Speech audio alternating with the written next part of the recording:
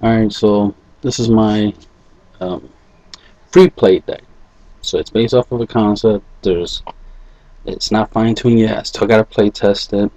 So let me start out by pointing out, yes, there's a super combo for those who need to wear a condom so they don't get, I use the term wrecked instead of the other word.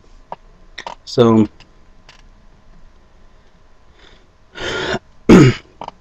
I'll be able to, I'm still waiting for more free play cards, but I'm going with the Ginyu concept right now because he'll let me play battle cards for free as long as they're Ginyu, Ginyu Force cards, not Ginyu himself.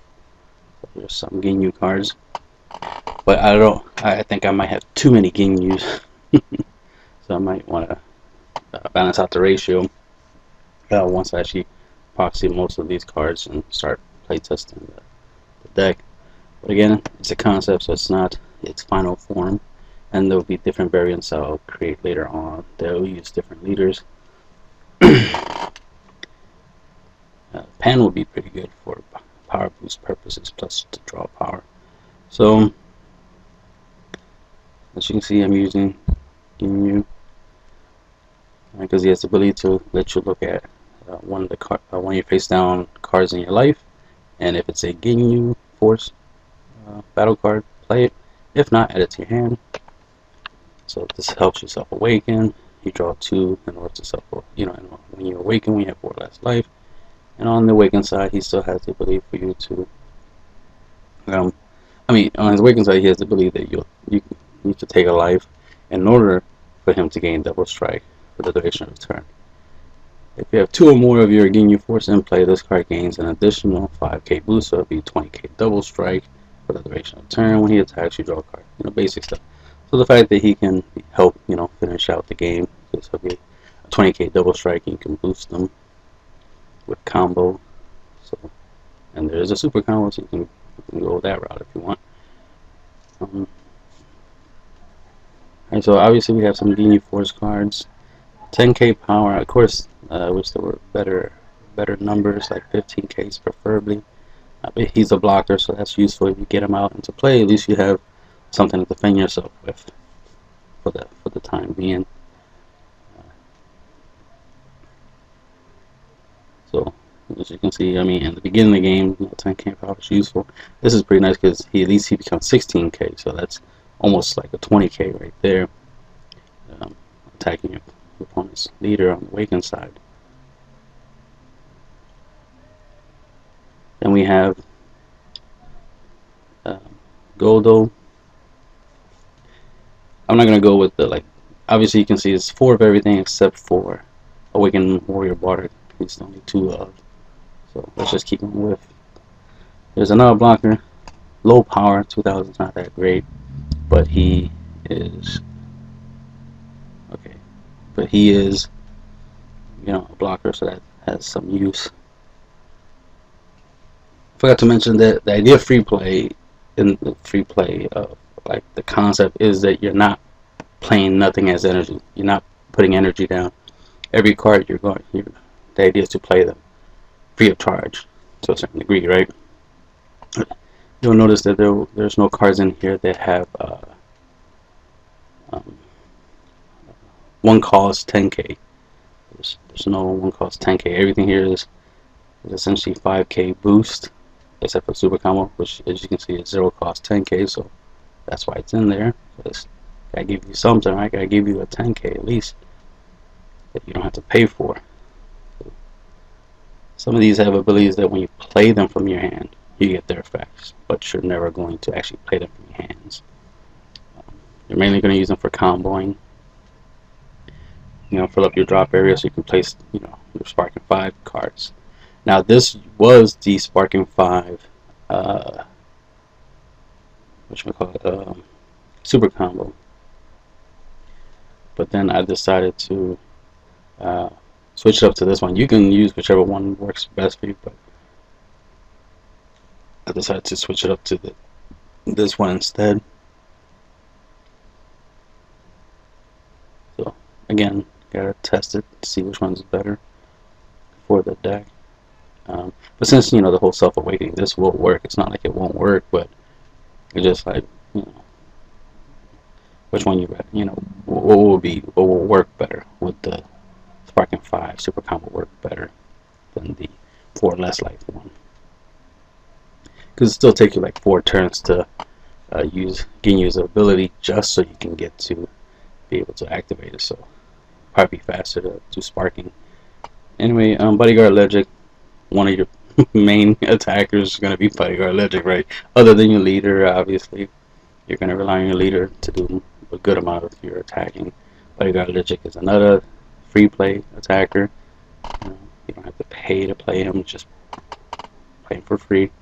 Overall, 4 Time Ruler Toba, take your opponent's 2 costs or less battle card and then use it against them. So that's useful. Use your opponent's own cards against them.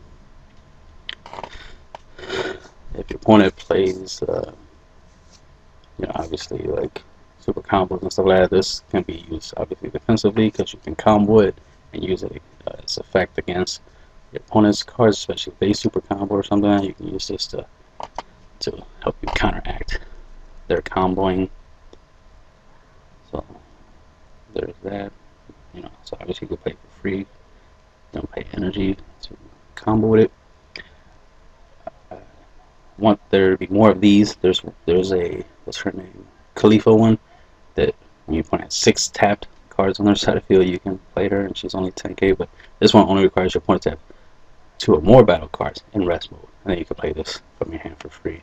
So of course I went with this one, because the power is the same. Like with her, she should have at least been a 20k. She's a 4-drop with that extreme condition in our player. She should have at least been a 20k. So he's a 10k, as you can see. You can play for free just by meeting the conditions.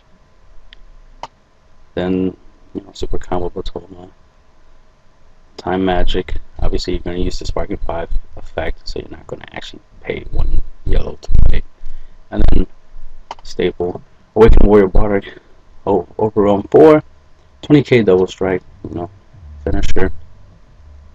Basic stuff. Again, not the final form, because eventually we'll create some more stuff that we can use to increase this. Of course, you can change up the strategy and actually put some cards in the deck that will actually cost some energy for your play, so that way you can at least end up playing a 1 energy strategy. Would just play 1 card as energy, and then just the whole game just play 1 energy, because everything else is essentially free, and you might need that 1 energy just for whatever you add, like Destructive Chomp or something. Like, that's the only reason I would want to deliberately make it where I could at least put 1 energy, so I could play, Destructive Chomp, Hidden Power, He's Supreme Kind, things of that nature. Certain tech cards like Kami or Mass Sane or something like that, like something you might have to actually have to put into play. Planet M2, like using Planet M2, so I would want to be able to put Planet M2 into play. You have to pay with the 1 red energy to play. You can't just play for free. Interesting enough, there is a field card that costs 0. It's the World Tournament field card. So that was interesting to see that there was a field card that costs 0 to play. But it's not Planet M2, so that don't matter much. But as you can see, it's a simple concept. It's trying to find as many cards you can play for free. I was even trying to look to see if there was some evolves where you just need to have a certain battle card in play, and then you can summon for free. You can evolve for free. There are some, mostly they're Goku, and you need like 5 costs and higher, and they have to be a specific color of Goku. It's like there ain't no free play Gokus. There are 5 costs, green or red or yellow or whatever, or blue, that you can easily play for free, and then evolve for free. So, and then I was thinking, like, what's that effect? Arrival. I was wondering, Arrival, if there was any free play arrivals, but all the arrivals I've seen so far, you gotta pay energy.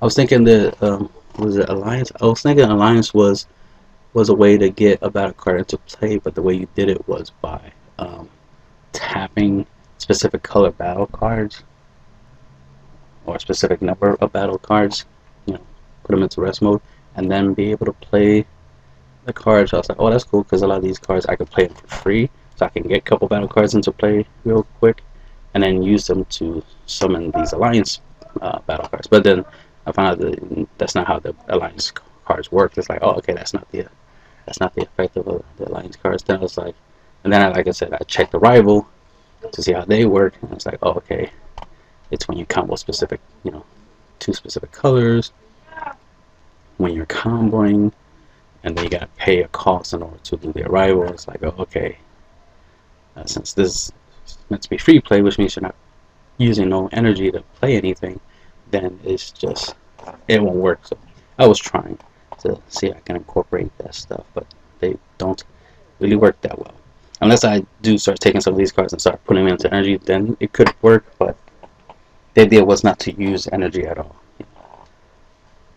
That's the concept. I'm trying to get to the point where I don't have to play energy. That way every card can be used. That way you don't have to decide, should I play this as energy or should I keep it? Because sometimes you end up in a scenario where you have a card and you put it as energy, hoping that, well, later I'll get another copy and then I'll play that other copy, and then you never get the other copy. And then that could cost you the game, or just in general, it's like, man, I could have won faster, I could have won a turn earlier if I just had that card. I wish I didn't charge that card. So sometimes that happens. Like sometimes you gotta give up a good card just so you can keep your energy up, just so you can even play your better cards, your good cards later. But sometimes the card you want to play is the card you charge, right? It's like, damn, I want to play this card, but then I charged it in order just to have energy, so I could play the card, but I don't have the card because I charged it. The catch-22 thing. And that'd be the end of the video. 4 of everything that you've seen so far, and just 2 Awakening Warrior Bardic, and that'll be the end of the video.